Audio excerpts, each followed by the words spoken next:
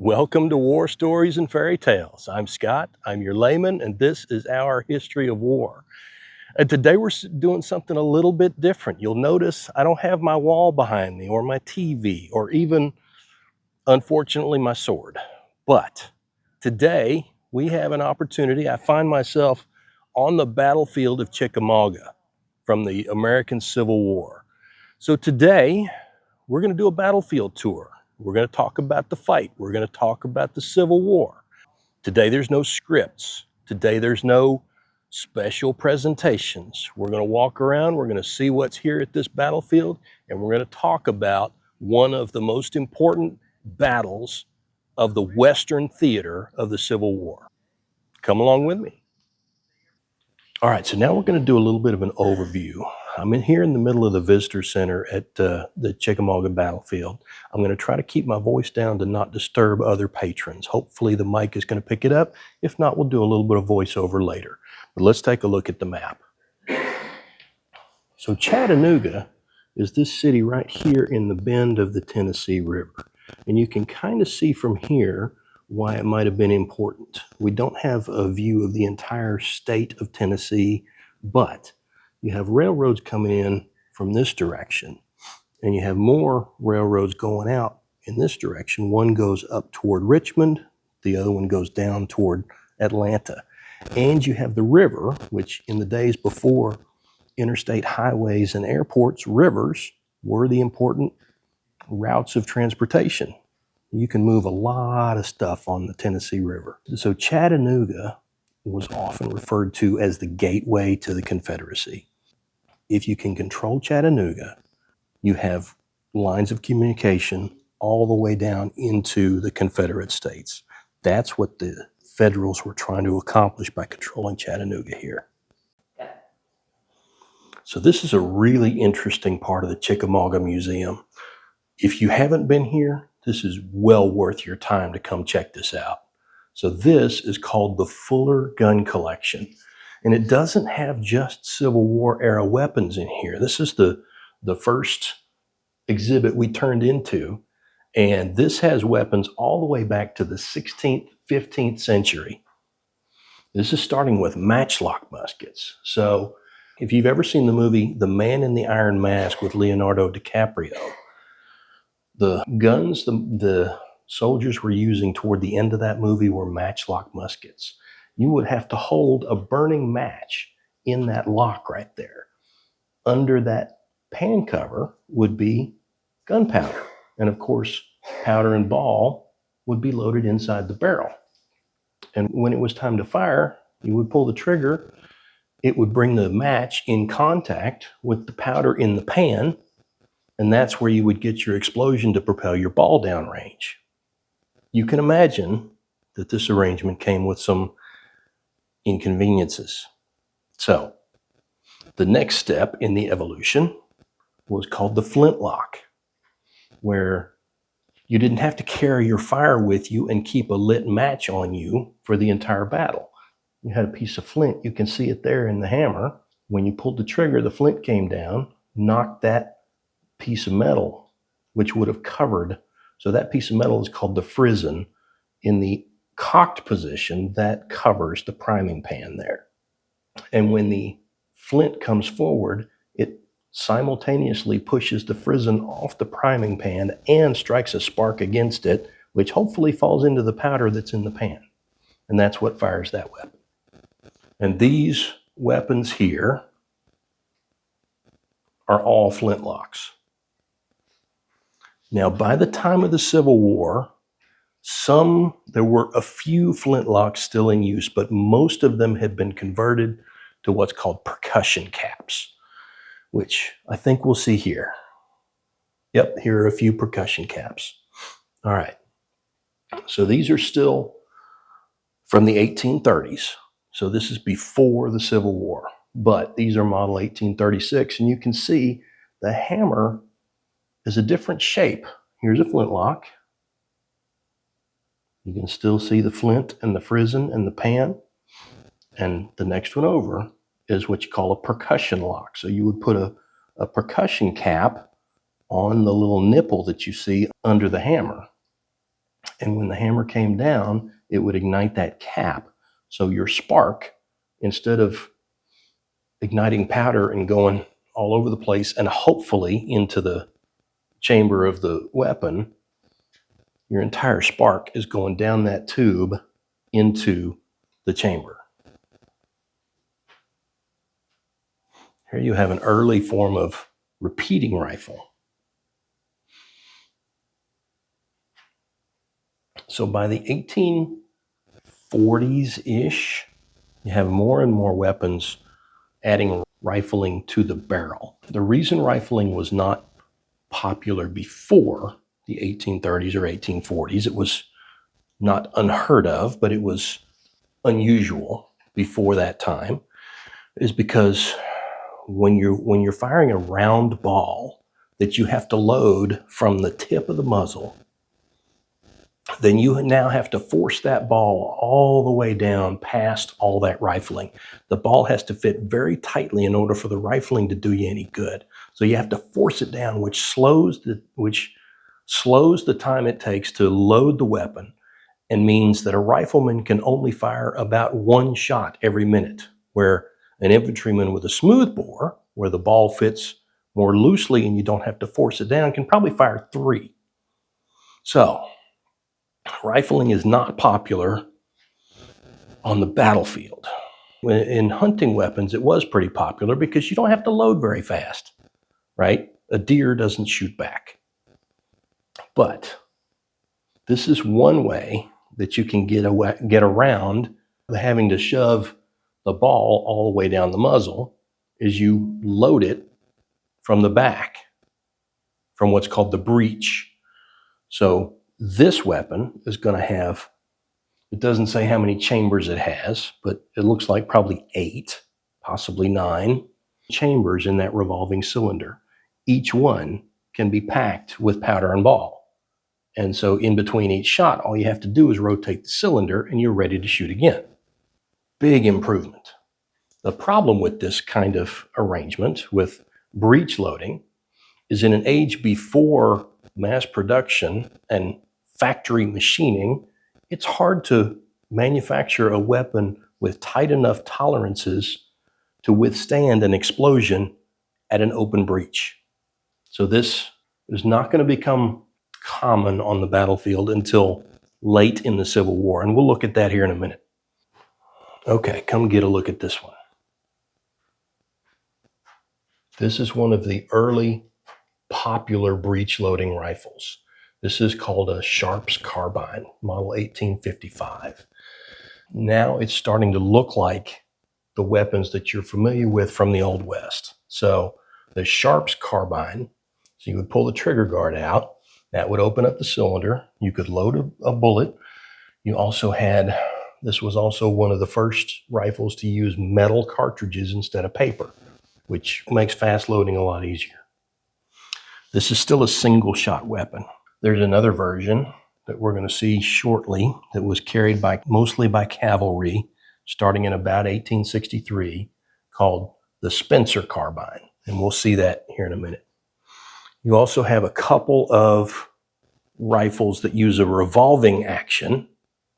These never became popular because revolvers, especially early revolvers, cap and ball type, where you load a paper shell into the front of the cylinder and put a percussion cap on the back of the cylinder. These revolvers have a tendency to do what's called chain fire, which means the explosion that should only be sending one bullet downrange instead leaps to one or more other chambers and sends all the bullets downrange, which is inconvenient if your left hand is in front of the cylinder.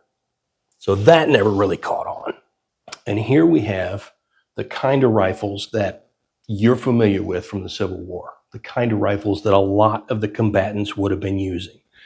These are model 1861 rifle muskets. And they are, these are not, none of these is a Springfield, looks like, but Springfield was the manufacturer that first invented this pattern. So you can see these all pretty much look the same. They all fire using percussion caps. They all are muzzle loaders, but they use an innovation that wasn't, and I'm actually looking around for it right now, but I don't see it. We talked about a minute ago, we talked about the difficulty of forcing a round bullet down over the rifling, how it made loading much slower. In the case of the Model 1861, you have a different kind of bullet that makes all the difference. You have what's called a Mini ball, which is a conical bullet with a hollow base. It's loose when it goes in, which means you can load it just as fast as you could a smoothbore musket. And when you fire it, the base expands to take that rifling, which means it's coming out spinning, which makes a lot of difference in terms of accuracy. I've heard a lot of different numbers in terms of how accurate these rifles were. I've heard 600 yards, 400 yards, 300 yards. Basically, as far as most infantrymen needed to shoot, this rifle was much more accurate than anything that came before it. And it's all because of that little mini ball. This is one you want to see. So this is an early version of a lever action repeating rifle. This is called the Henry rifle. And if you've seen a Western movie, you've probably seen one of these. This is the earliest pattern, not the earliest pattern, but one of the earliest patterns of a lever action rifle. So you would load bullets into a tubular magazine that goes along the barrel. Each time you work this lever, it loads a new bullet into the chamber and cocks the hammer.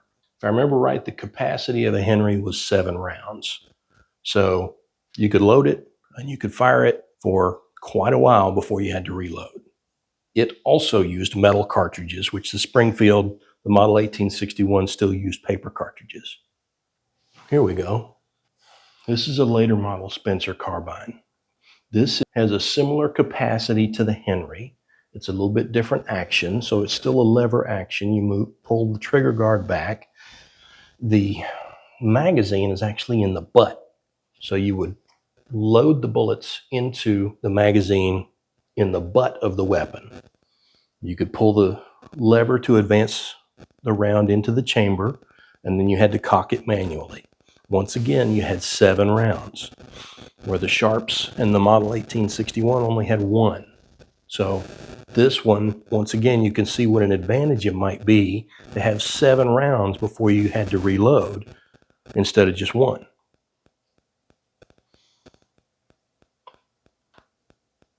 And let's look at this diorama they have out here. So this is kind of your typical Union infantry soldier in 1863. You can see he's got his canteen, he's got his pattern Model 1861 musket that he's loading from the muzzle. And here you have another example of a Spencer rifle. So the one we saw was a Spencer carbine. You can see this one has a longer barrel, but it still has the repeating action. So this one, you can see the tubular magazine in the butt. You can see the 7 rounds that he could feed into that tubular magazine. The action is not cycling, but once again, you would pull down on the trigger guard and cock the hammer, and you got 7 shots instead of just 1. So we looked at the small arms in the Fuller collection, and these are some of the larger guns that would have been present on this battlefield and would have been used. This is a Parrott rifle. This is a 10-pounder. Now, when you hear a gun referred to as a X-pounder, that's a reference. That's obviously this gun weighs more than 10 pounds. That's the reference to how heavy the shell was that it fired. So a 10-pounder Parrott rifle will fire a 10-pound shell. And if you look in the barrel here, you should be able to see the rifling, these spiral grooves inside the muzzle. That's rifling. That causes the shell to spin and makes it fly straighter and more accurately. This gun, according to this placard right here, has a max effective range of about 4.5 miles. So you can reach out and touch somebody from a long way. This is what they called a 12-pounder Napoleon. The reason they called it a Napoleon is because this is the most common gun that would have been used in the Napoleonic Wars. It's a bronze cannon with a smooth bore that fires a 12-pound projectile, a 12-pounder Napoleon. This is a 12-pounder rifle James, and this is probably a Napoleon that has had rifling added. That's probably a retrofit. This is a 6-pounder gun. This is another smoothbore. This is a 12-pounder howitzer, and it's actually the proper way to use a howitzer is to fire it at a higher angle than what you see here. A howitzer is designed to throw a shell in an arc. You're also going to see explosive shells more often fired out of a howitzer than out of a gun. And then here we have a 3-inch ordnance rifle. This is an ordnance rifle. That one's a Parrott rifle. The difference is who made it. Okay, Battle of Chickamauga, day 1. First of all, let's orient y'all to my map, and I apologize for my chicken scratching here. So Chattanooga is up that way. North is that way. This is the Lafayette Road or the Lafayette Road. This is Chickamauga Creek.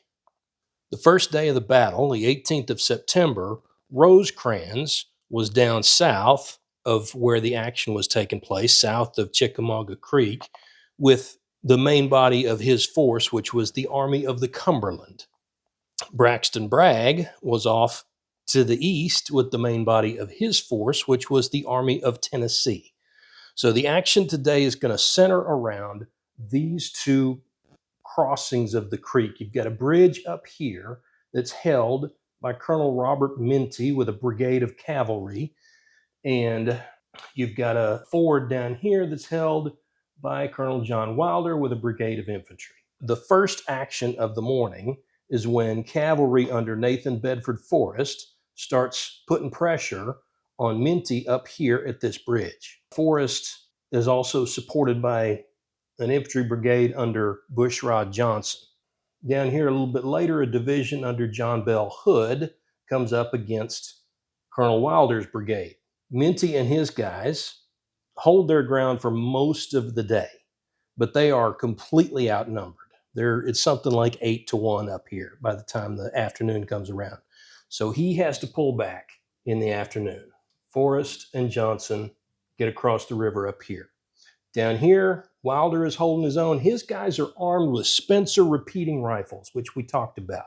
They're also supported by a battery of rifled artillery, but they're still completely outnumbered. They really don't have a choice. So they hold on as long as they can. Hood ultimately sends some guys upstream to cross the creek up north, which of course forces Wilder to pull back to the south down here. So by about 4:30 in the afternoon on the 18th of September, this is what the battle looks like. Union troops have broken contact. Rosecrans is aware of what's going on, and he's hurrying up with his main body from the south. Bragg is aware of what's going on. He's hurrying in from the east with his main body. And as the day ends on the 18th of September, this is where we are. Okay, day 2. This is the 19th of September, 1863. You can see the Confederates are all across the creek here. So Bragg has made it to the battlefield with his Army of Tennessee. His army is divided up into 4 corps under Walker, Pope, Hood, and Buckner.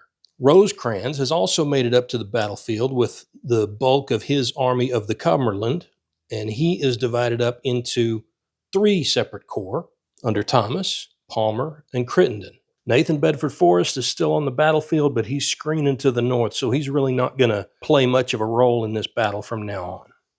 The Union troops have taken up positions more or less along Lafayette Road, with George Thomas kind of out here in a little bit of a forward position that kind of arcs out like this.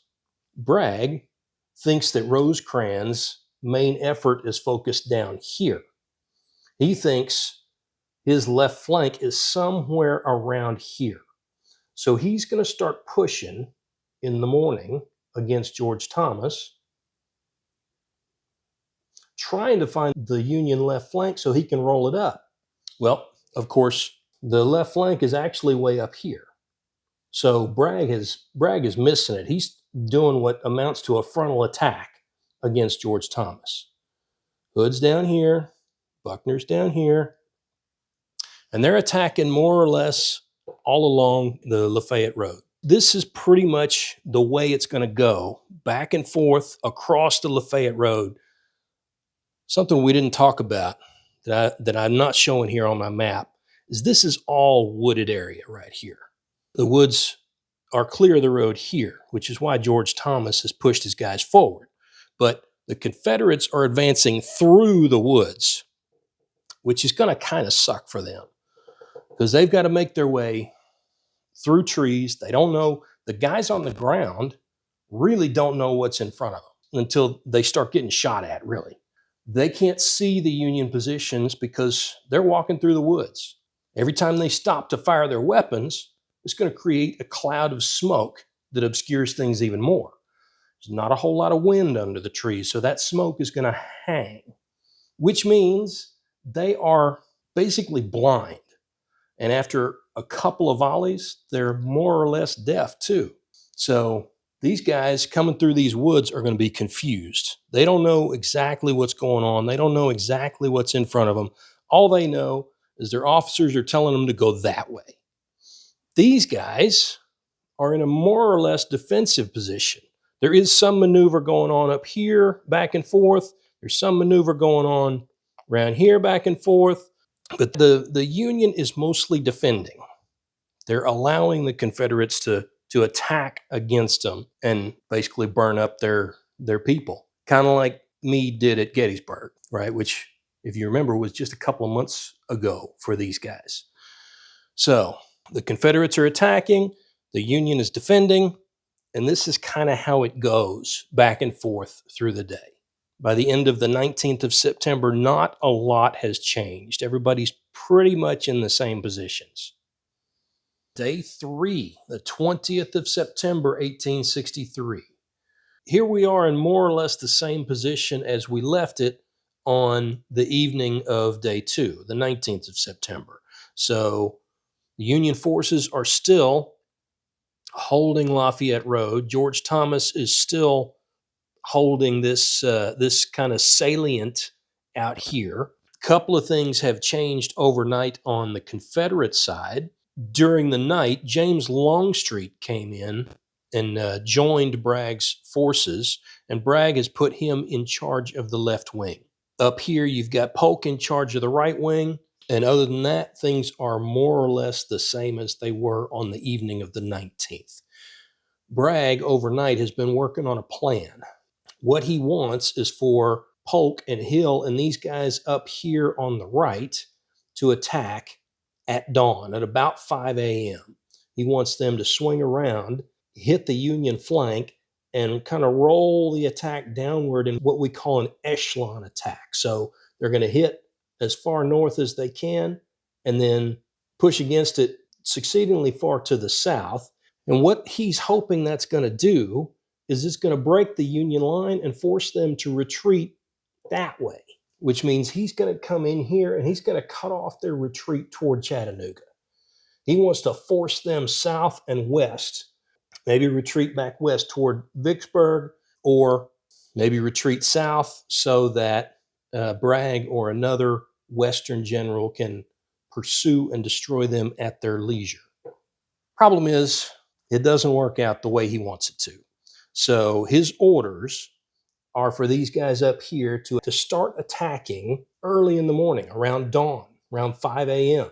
Well, they don't manage to start the attack until about 9:30, which means George Thomas and these guys up here in the north with him have 4 extra hours to dig in and set up field fortifications to secure their lines, which means instead of catching the Union troops flapping out there in the open, just waking up and not ready for a fight, they catch them completely dug in, completely fortified, and the attack just stalls.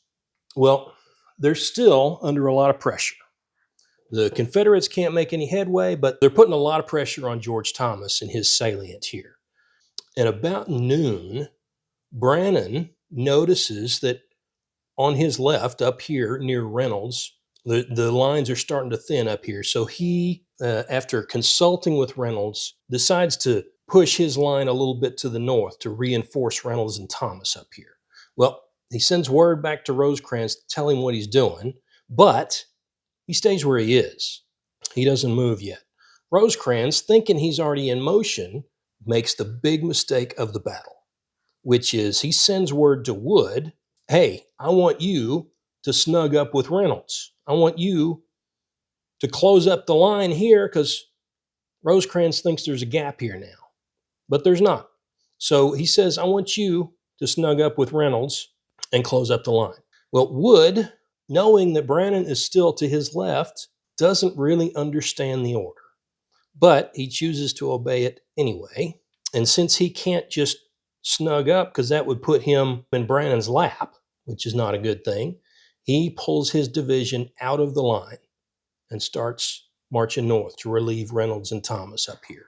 Well, that opens a huge hole in the middle of the Union line. And right about that time, Longstreet orders an attack all along the Union right. Well, you can imagine what happens. Longstreet was at Gettysburg. He saw firsthand the failure of Pickett's charge, and he was not going to make the same mistake. So he stacked up his divisions and his brigades so that he could hit hard, so that he could put plenty of pressure. And of course, when they reached this gap, there was nobody in front of them. They just pushed right through. So you've got Union forces resisting down here to the south. You've got George Thomas and his guys resisting like champions up here to the north. And you've got a charge going right through the line here. Incidentally, it was during this attack that John Bell Hood took his second serious wound. He had already had part of his left arm amputated. And here he takes a wound in the leg that forces his leg to be amputated almost at the hip. So after the Battle of Chickamauga, he continues to fight somehow. Whatever you say about John Bell Hood, you can't say that he was not a lead from the front kind of guy. His leg has to be amputated so short that after this battle, he has to be tied onto his horse to do it. So the Confederates are pushing through. The Union to the south basically crumbles. They see that there's Confederates between them and the guys to the north, and they bug out. Many of them manage to escape. Rosecrans bugs out toward Chattanooga. But there are some guys down here to the south that end up getting surrounded and captured. So Rosecrans is now off the field. The remaining troops are kind of in disarray here. But they managed to form a defense on Horseshoe Ridge, which you can see why it's got that name. It's kind of in the shape of a horseshoe, as well as up here on Snodgrass Hill. George Thomas still has his salient here, and they're going to hold those positions until nightfall under immense pressure, right? Now, they've got high ground, but they're no longer in prepared positions. And George Thomas, because of this action here, because of the way he holds this salient, and these guys are able to hold their positions on Horseshoe Ridge and Snodgrass Hill, this is where Thomas gets his nickname, the Rock of Chickamauga. And he's going to hold on to this position at great cost to him and to the attacking Confederates until nightfall, at which time they're going to be able to retreat in good order and get off the field and get back to Chattanooga. And it's George Thomas's holding of this position right here probably keeps the Union from losing Chattanooga. It's probably too much to say that the Confederates might have won the war if George Thomas hadn't held his position, but it certainly made it easier for the Union to hold on to Chattanooga, and that made it easier for them to eventually launch their invasion of the South the following year in 1864. But first, they're going to have to break out of Chattanooga because Not only does the remaining Union forces retreat back to Chattanooga, but now the Confederates are going to pursue them up there, and they're going to lay siege to Chattanooga. And we'll talk about that when we get to our next battle, which is Chattanooga campaign, the Battle of Lookout Mountain and Missionary Ridge. But for now, Bragg is going to move north and lay siege to Chattanooga with key positions on Lookout Mountain and Missionary Ridge. Okay, so here we are at the first stop on the driving tour of the battlefield. There's a lot of road noise here. Hopefully my mic is picking everything up. To orient you to the position, that's east, the way the camera's looking right now. The Chickamauga Creek is in that direction and toward the south back behind me. So on the 19th, the Confederates would have attacked from that direction. This is basically the left end of Rosecrans's line. So the Confederates would have been attacking from that direction. They probably would have been pushing north to come around and try to find where Rosecrans' flank was so they could roll it up. So here we are at stop 2 on the driving tour. You know what I forgot to do at the first stop? No shit. There they were. This is the critical part of the critical position on the last day of the battle, on the 20th of September. So this road that you can see next to me, this is called Battle Line Road. This marks the line of battle, as well as that line of monuments right there also marks where the battle lines were. Now, if you look over there, that's what the Confederates would have been coming through to hit this battle line. And it would have been like that pretty much all the way around here.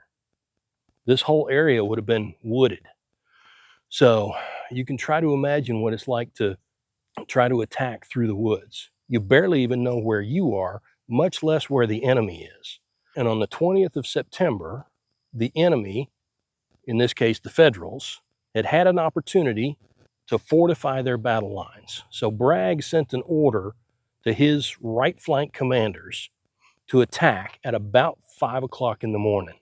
They didn't get around to actually attacking until about 9:30. So that attack that was supposed to happen at dawn gave the Federals the critical time they needed to fortify their positions, to pile up dirt, to dig in, to pile up split rail fences, to break up the infantry charge, probably to fell trees out here to make it harder for them to walk through the woods, and to make it easier to give them a little more clear ground to shoot through.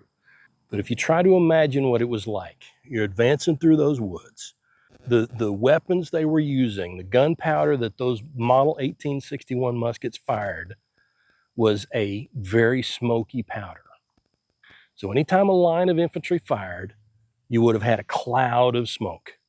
And in the woods, it probably wouldn't have blown off very quickly. It would have hung around the infantry line. So now you have a whole nother obstacle that keeps you from seeing what's going on.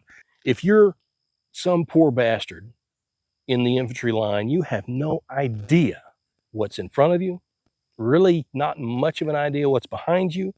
All you know is what's to your left and right, and that's your friends. All right, so they came through those woods. Here is where that salient was in the Union line that I showed you when we went over the map. There's a house somewhere down there called the Kelly House, which was kind of the center of this salient in the Union line. And this is where George Thomas commanded the resistance that kept the Union line from completely collapsing on the 20th of September. So when the Confederates penetrated down south, when they came around the flank up north, George Thomas took over the defense. Rosecrans himself was actually forced off the field and retreated back toward Chattanooga. So it was George Thomas who became known after the fight as the Rock of Chickamauga. He's the commander who held this ground, kept the Union line from completely disintegrating, basically preventing another Chancellorsville, and allowing this fight, while it was still a Union defeat, it was not a disaster. So here we are at the site of the decisive screw-up in Rosecrans' conduct of the battle. So on this spot, there was a division that he ordered out of the line. He was getting conflicting reports from divisions and brigades that were in contact, not in contact, about to get overrun, not about to get overrun. So he sent an order to this section of the line to pull your division out and move north to reinforce the units to the north. This was on the 20th of September, the third day of the battle. This division didn't really understand what they were supposed to be doing, but they decided the best course of action was to obey the order. So they pulled out of the line, they moved north, and that created a giant gap in the federal line. And you can see here in the map. So here is the area that we're standing in right now. And hopefully the shadow doesn't mess up the picture. So here's the area that we're standing in right now. Rosecrans ordered these divisions out to support Reynolds and Thomas up here in the salient that we were just looking at. And that created a giant hole in the line right here. And when the rebels under Longstreet marched in, they found the line completely open. They just walked in, which means these guys up here in that direction, they didn't even know that the Confederates had broken through until they started getting shot at from a direction where they expected to find friendlies. Those guys down on that end didn't know there had been a breakthrough until they started getting shot at from a direction they expected to have friendlies. You can imagine that can mess up your entire day. This is the kind of thing that you might refer to as a significant emotional event. So the line was open, the Confederates walked in, and the Federals to the left and right of this position just evaporated. There was no way they could hold their positions. Some of them ran away to the north and managed to link up with George Thomas up there and join that defense there. A few others went that way and managed to get into position. Where's the hill? Yeah, they somewhere back here they established there it is, Snodgrass Hill. So they managed to swing back and set up a position here on Snodgrass Hill. But the guys down there were pretty much shit out of luck. They ran wherever they could. And some of them eventually made it back up north to Chattanooga and managed to rejoin the forces up there. A lot of them were surrounded and captured. Rosecrans' headquarters would have been back in that direction. And the Confederates penetrated far enough that he had to abandon his headquarters and flee back to Chattanooga. So by the time this attack was done, the only Union forces left in position were those up in that direction under George Thomas, who were desperately holding on, basically praying for nightfall at that point. And he did manage to hold on. This is why he became the Rock of Chickamauga. He held his position until nightfall, when he was able to pull his men back in good order and head back up to Chattanooga. So this is the Brotherton cabin. This is another part of where Longstreet made his breakthrough. Confederates would have come from that way. They would have come across these plowed fields in the Union. Whatever defenders were left here, which probably wasn't that many, mostly down that way and up that way, they would have just melted away because they would have had no other choice. This is an illustration of what it probably was like to fight this fight, because remember, we're in Georgia. This was a Confederate state. These people were loyal Confederates.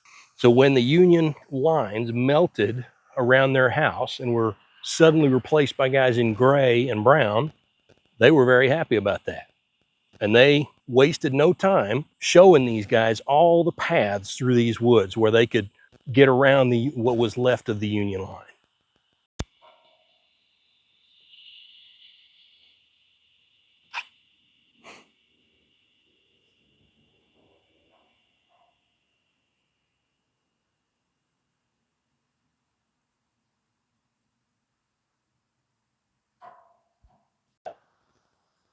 And here we are at stop 5.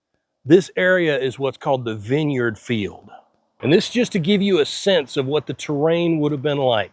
So on September 19th, day 2 of the battle, troops would have fought back and forth across these fields and across this road. This is the Lafayette Road, which might be the Lafayette Road, depending on where you're from, where Rosecrans would eventually set up his defensive line. And they would have fought back and forth across this field through these woods on day 2. Neither side could get a decisive advantage. But this is where Rosecrans eventually set up his line by the end of the day on day 2. So this is the Wilder Monument for one of the Union brigade commanders on this field. And in this space right here was really one of the only Union successes of this battlefield, where Wilder's brigade, armed with Spencer repeating rifles, was able to hold their position against the attacking Confederates. This is pretty close to the extreme southern end of Rosecrans' line. Thing about the Spencer rifle was it was a 7-shot repeating rifle, which means the guys didn't have to reload until they had fired 7 shots.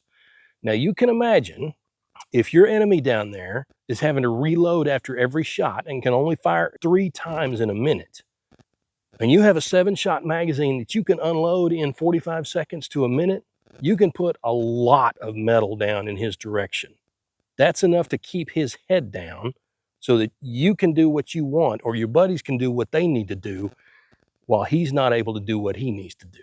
And this is also a great opportunity to show you something else about this battlefield. See, we've talked a lot about fighting through the woods, but a lot of the fight would have been over cultivated fields like this one.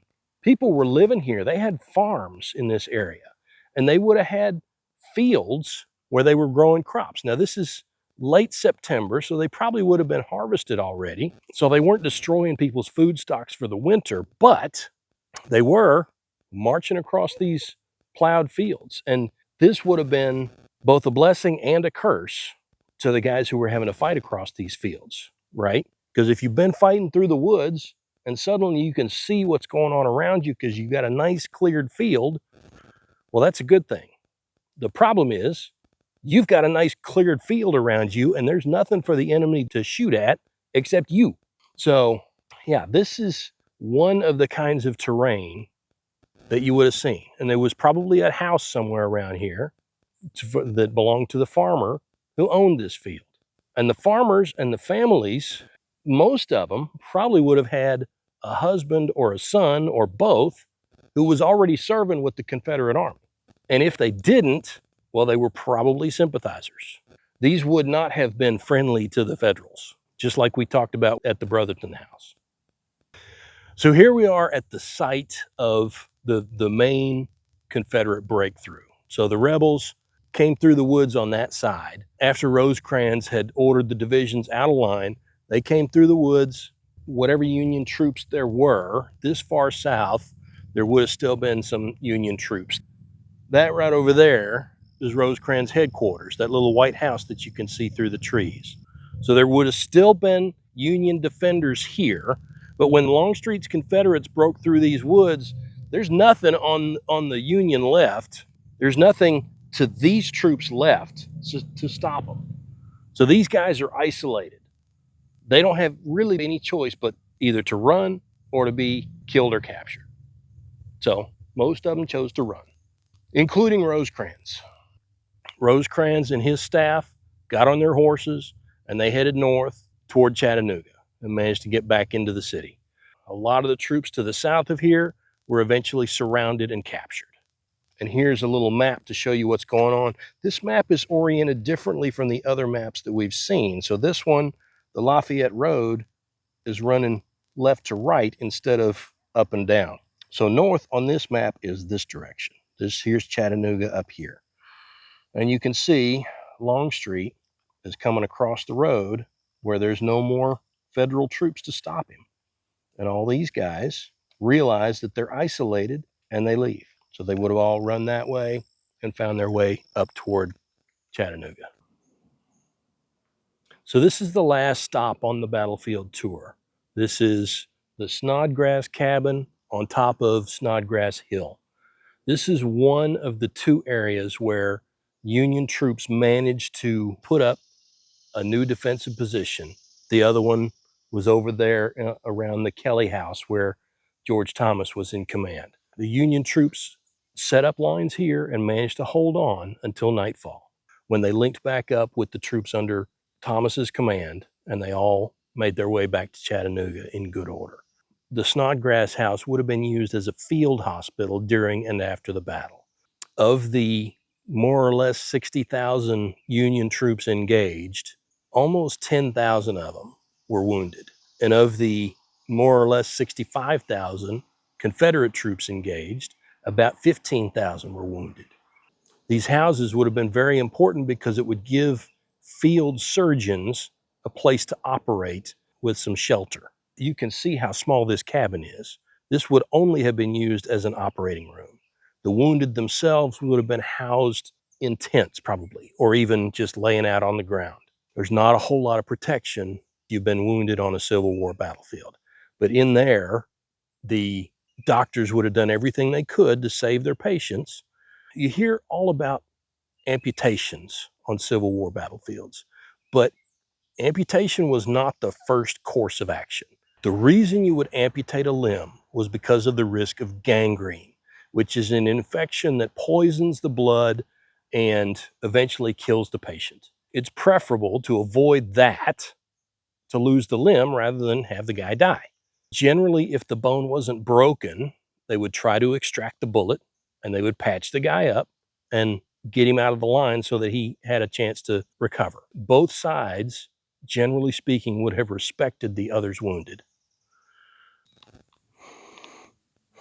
So I'm standing here on top of Snodgrass Hill, which is one of the two locations, as we've already talked about, where Union troops made their stand that allowed them to not just crumble and be destroyed, but to hold on to the terrain until nightfall when they could pack up and get back to Chattanooga. What that allowed them to do was it allowed them to hold on to Chattanooga. It forced the Confederacy to lay siege to them inside Chattanooga instead of just destroying the army and marching in and occupying the city. The fact that they were able to hold on here and over there around the Kelly House for several hours until nightfall really decided that this battle was, well, it was a defeat, but it was not a disaster. We can thank George Thomas for that, the Rock of Chickamauga, for coordinating the defenses and holding on. He even sent word back to Rosecrans as he was retreating back toward Chattanooga to say, hey, if we can get a counterattack together, I think we can drive these guys off the field, and today we can call this a victory if we can do that. But Rosecrans by that time was done. He was exhausted from 3 days of battle, and he just was not capable of making that kind of decision. So instead of a complete Union disaster, and instead of a Union victory, what we had here was a Confederate victory. And it was what we would call a Pyrrhic victory. The Confederates attacked with about 65,000 troops and lost 15 to 20,000. The Union defended with about 60,000 troops and lost 10 to 15,000. Of those, about 10,000 young men died on this ground. And that's what I want to talk about next. Because if you come to one of these battlefields and you allow yourself to get quiet and just be here, especially a battlefield that's been well preserved like this one, you let yourself get quiet and listen and feel. And you feel what I call ghosts.